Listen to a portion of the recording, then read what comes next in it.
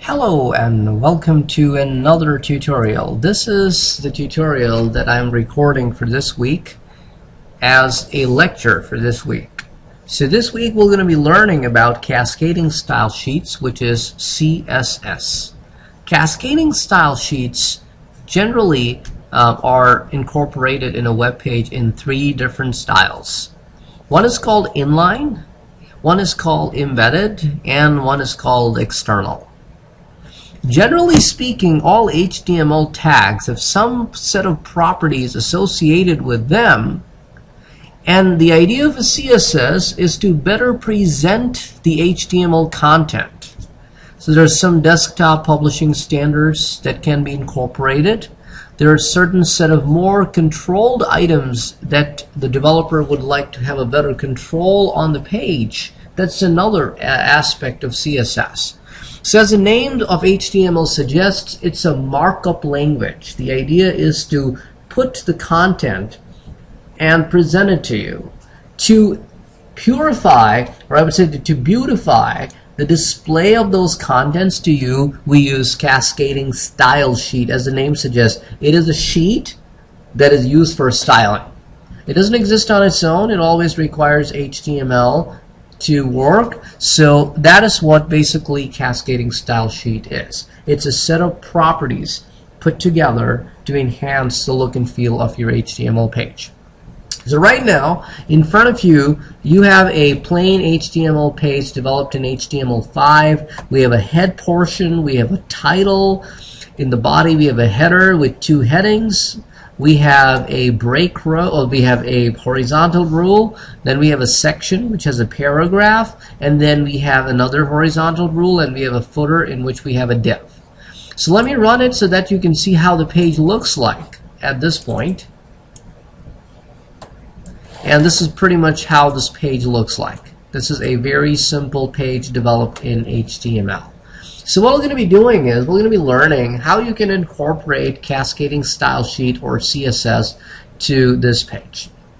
So that will going to be our main course for the day. Now if you may remember from earlier set of tutorials, I introduced you to the idea of an HTML tag having a property. For example, if I want this particular paragraph to be in red color, I will have to use a property of tag called font. I'm going to start and close this font tag within the paragraph tag, and I'm going to give this font tag a property of color, let's say blue. So now after making this change, here is the output. My paragraph is in blue color. So this is how you do the properties of an HTML tag. There are enhancements to the existing HTML properties. With CSS, since it does a lot of the things that we used to use HTML for, you're going to notice that the amount of tags we're going to be using in our HTML document will be quite limited. And the reason is because if the developer can do something through CSS, he would probably not going to write HTML to do the same thing. He would rather do it through CSS because it gives him a lot more control over the contents. So let's say we're going to start with an inline CSS. Let's say if I want my H1, which is home page, to get some additional set of properties, but I only want on this particular tag to get those properties. That's exactly why we use inline CSS when our focus is only on one particular tag. So let's say if I come out here in H1 and I write a CSS property called style. Now whenever a browser encounters this HTML property called style, it knows it holds CSS properties. Now generally speaking, as you saw in the last example that I showed you with font color equals blue, you would have noticed that I put the blue color in double quotes. So HTML has this syntax that a property and its value. So property name equals a value in double quotes. Now in CSS, what you do is, since CSS has multiple properties that you can assign to an HTML tag, you can list all your properties under the double quotes of style. So let's say if I want my home page to have a color of blue, I can say color, which is also a CSS property, but instead of using equals, CSS uses colon. followed by a value for that property. And then everything ends in a semicolon, like that. So if I were to put the syntax in an HTML comment, so I'm going to say, okay, CSS syntax for a property is such that you write the property name colon property value and semicolon. So that is the typical syntax of any CSS property.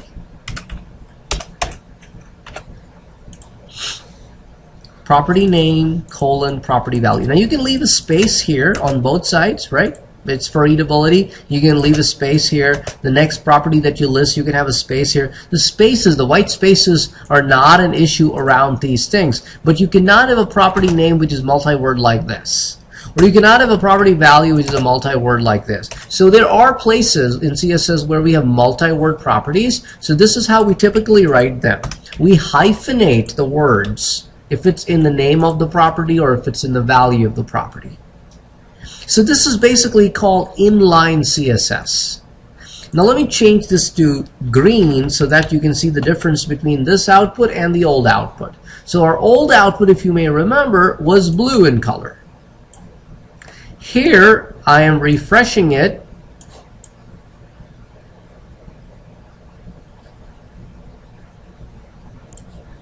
So since I took away the blue color from the paragraph, so the paragraph is back to its original color. But notice this home page, it was in black color, now it's in green color because of this property over here called color green. Now if I want to list more than one properties, let's say if I want to change the alignment of this home page and I want to move it to the center of the page, I can very well do that as well. I can say, well, I want this to be done so that I want the text align to be center.